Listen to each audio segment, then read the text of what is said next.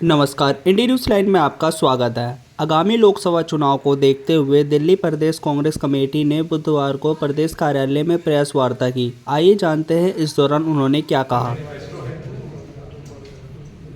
स्वाभाविक है, चुनाव आते तो उससे पहले हमें अपनी कुछ बात जनता के बीच में रखनी पड़ती है, लेकिन सच्चाई यही है कि हम निरंतर जनता की समस्याओं पे काम करते हैं, उनके विषय को उठाते हैं। चुनाव 5 साल में आता है, लोकल बॉडी का चुनाव हो या असेंबली का हो या जनरल इलेक्शन का हो, तो स्वाभाविक है जब हम अपना मैनिफेस्टो या घोषणा पत्र तैयार करते हैं तो उसे बहुत ही पवित्र ग्रंथ की तरह सामने रख करके हम लोगों के बीच में जाते हैं। उसी कड़ी में इंडिया अलायंस अपने वादे, अपनी घोषणाएं देश की जनता के सामने रखेंगे, लेकिन कांग्रेस पार्टी की तरफ से हर प्रदेश में एक कमेटी बनाई गई है जिसका गठन किया गया। उसी के तहत दिल्ली के अंदर ये जिम्मेवारी मुझे आदरणीय हमारे राष्ट्रीय अध्यक्ष मल्लिकार्जुन खड़गे साहब, आदरणीय राहुल जी, के सी वेणुगोपाल साहब और दोनों नेता मेरे जो मंच पर बैठे हैं, उन्हें इस विश्वास के साथ कि दिल्ली की जो दिक्कतें हैं, परेशानियां हैं और दिल्ली की परेशानियों में जो केंद्र का रोल है, जो भाजपा या मोदी जी या उनकी सरकार के द्वारा जो दिल्ली वासी भुगत रहे हैं, उन परेशानियों को हम अपने मैनिफेस्टो में सम्मिलित करें और जनता को विश्वास दिलाएं कि इंडिया अलायंस जीतने के बाद दिल्ली के जो अधिकार हैं, जो परेशानियां हैं, उनको हम दूर करने का काम करेंगे। स्वाभाविक है वो परेशानियां वहां तक पहुंचेगी तो उस पर वादे भी होंगे, तो उन्हीं परेशानियों को वो वर्ग जो प्रताड़ित है, वो अधिकार जो दिल्ली का मिलना चाहिए तो जो नहीं मिल रहा है, उन अधिकार, उन परेशानी, उन वर्ग के बीच में हम लोग जाने का एक प्लान लेकर के आए हैं। और आदरणीय मौर्य साहब ने जो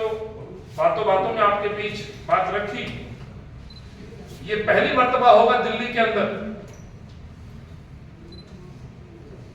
कि दिल्ली के लोगों के बीच में कांग्रेस का कार्यकर्ता सुनाने नहीं, सुनने जाएगा। और ये प्रेरणा आती है हमें, हमारे जो प्रिय नेता, जुझारू, निडर, निर्भक, जो आज देश को जोड़ने का काम कर रहे हैं और एक भारत जोड़ो यात्रा के एक दूसरे चरण में एक नाम लेके निकले हैं, उस यात्रा का न्याय यात्रा। तो ये न्याय जो शब्द है, ये हमें ऊर्जा देता है, प्रेरणा देता है इस बात की कि हमें न्याय दिलाना है। और राहुल जी के उस उद्देश्य को लेकर के हम दिल्ली की जनता के बीच में जा रहे हैं और यही काम राहुल जी निरंतर कर रहे हैं। चाहे वो कन्याकुमारी से कश्मीर का सफर रहा हो या आप नॉर्थ ईस्ट से लेकर के मुंबई तक का सफर हो, उद्देश्य एक ही है। हिंदुस्तान के युवक, हिंदुस्तान की महिलाएं, हिंदुस्तान के बेरोजगार युवा, हिंदुस्तान का किसान, औद्योगिक इकाइयां, हिंदुस्तान की जल, जमीन, जंगल से संबंधित विषय, उनके दर्द दुख को समझना और इस सरकार को जगाना और इस सरकार पे इस तानाशाही रवैया के खिलाफ आंदोलन खड़ा करना, मुझे लगता है राहुल जी के इस मिशन से हमें ऊर्जा मिलती है। और इसलिए मुझे ये कहते बड़ा गर्व महसूस होता है कि दिल्ली कांग्रेस कमेटी, दिल्ली कांग्रेस की मैनिफेस्टो कमेटी दिल्ली की जनता के बीच में जाएगी और राहुल जी के इस न्याय शब्द के साथ दिल्ली का न्याय संकल्प पत्र हम तैयार करेंगे। ये संकल्प पत्र, न्याय संकल्प पत्र लगभग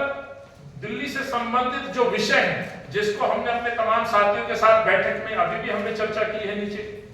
उससे पहले 2-3 बैठक के वरिष्ठ नेताओं के साथ चर्चा की, जिसमें संदीप दीक्षित जी, हरिशंकर गुप्ता जी जैसे और हमारे दूसरे साथीगण, सुभाष चोपड़ा जी, अलग अलग साथियों से, हम कार्यकर्ताओं से भी सुझाव मांग रहे हैं, अपने नेताओं से भी, और उनसे चर्चा करने के बाद लगभग 30 बड़े सब्जेक्ट में हमने इसको थोड़ा सा अलग करके सोचने का प्रयास किया है। जैसे वो सब्जेक्ट, वो विषय क्या हो सकते हैं दिल्ली से, वो महिलाएं एक बड़ा विषय है जो राष्ट्रीय मुद्दा हो सकता है और है, अभी आम जनमानस परेशान है। उसी तरह अनएम्प्लॉयमेंट है, महिलाओं से संबंधित रेप की घटनाएं, दोषी कौन, केंद्र सरकार, गृह मंत्रालय, चाहिए कि निर्भया में जब सरकार बदली जा सकती है तो आज निर्भया के बाद दिल्ली के महिलाओं को कितनी सुरक्षा मिल पाए। आज भी खबर है कि मासूम बच्चियों को बेचने का काम, 15 दिन की बच्चियों को बेचने के लिए दलाल ढूंढ रहे हैं। आज हमारी बच्ची कितनी सुरक्षित है, तो उनसे संबंधित उस विषय पे हम सुझाव देंगे और उसको सम्मिलित करेंगे। ऐसा ही आज देश के अंदर जो हालात है वही दिल्ली भी कोई उससे छूटा नहीं है। शेड्यूल कास्ट, ओबीसी, ये ऐसा वर्ग है जिनको संविधान में अधिकार दिए गए बाबा साहब के द्वारा उस निर्मित संविधान के अंदर आज उन अधिकारों में कटौती की जा रही है, संविधान को खत्म किया जा रहा है, लोकतंत्र खतरे में। तो ये एक विषय रहेगा।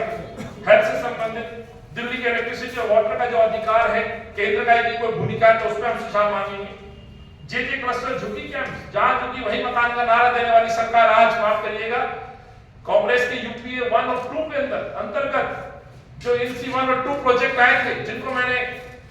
अध्यक्ष रहते हुए भी देखा और आज भी मैं दावे के साथ कह रहा हूं, एक बड़ा उदाहरण है